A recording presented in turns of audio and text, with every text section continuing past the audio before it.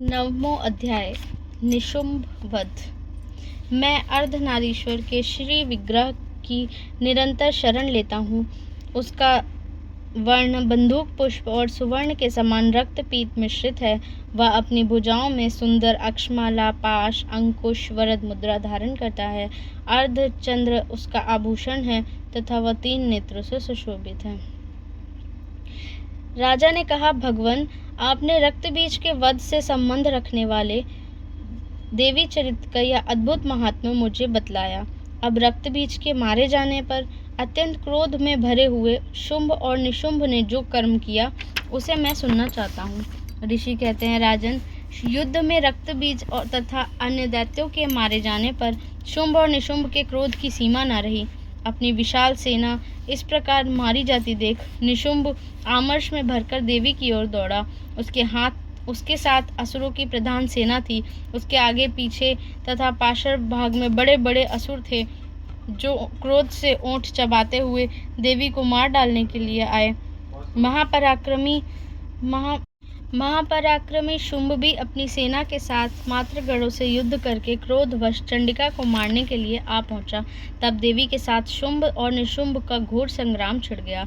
वे दोनों दैत्य मेघों की भांति बाणों की भयंकर वर्षा कर रहे थे।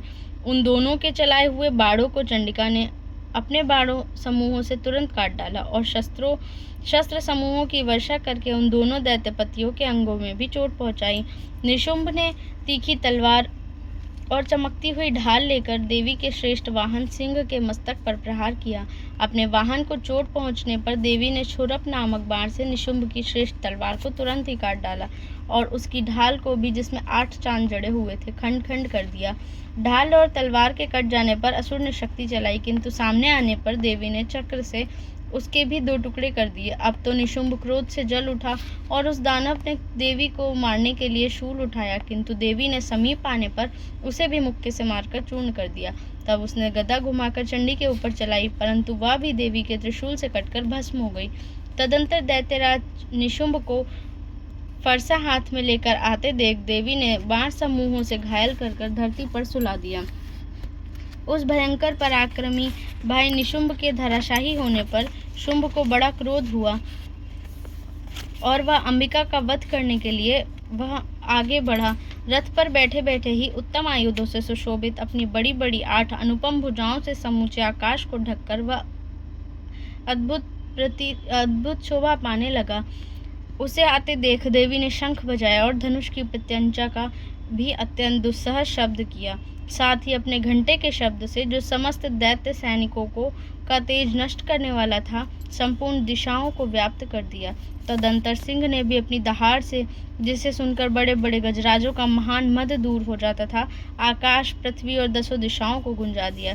फिर काली ने आकाश में उछलकर अपने दोनों हाथों से पृथ्वी पर आघात किया। उससे ऐसा भयंकर शब्द हुआ जिससे पहले के सभी शब्द शांत हो गए। तत्पश्चात शिवदूती ने दैत्यों के लिए अमंगलजनक अट्टहास किया।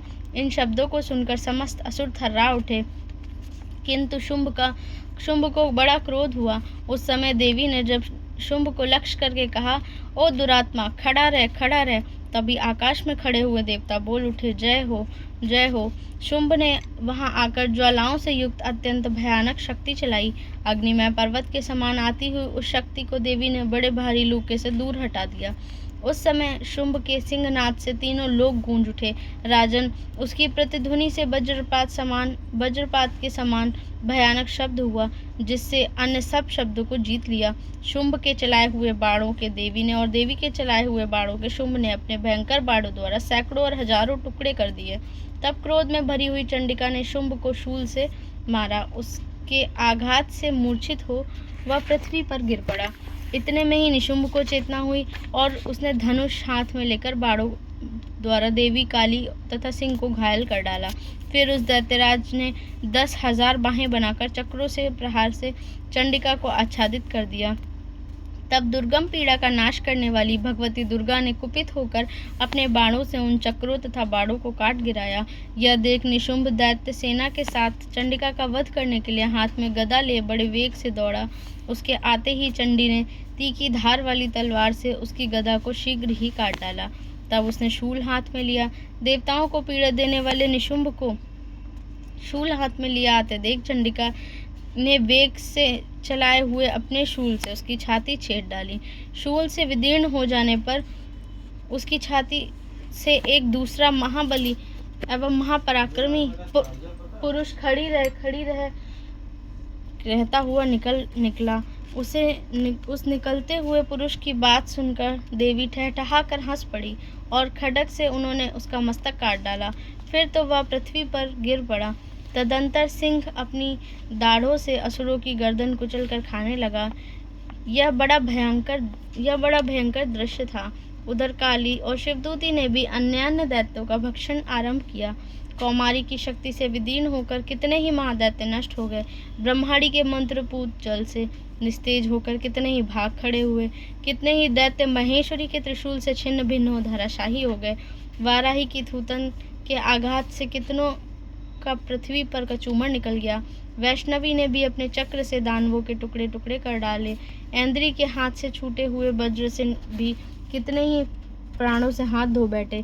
कुछ असुर नष्ट हो गए और कुछ उस महायुद्ध में भाग गए तथा कितने ही काली, शिवदूती तथा सिंह के ग्रास बन गए। इस प्रकार श्री मार्कंडेय पुराण में सार्वणिक मनवंतर की कथा के अंतर्गत देवी महात्म्य में निशुंभवध नामक 9वां अध्याय पूरा हुआ।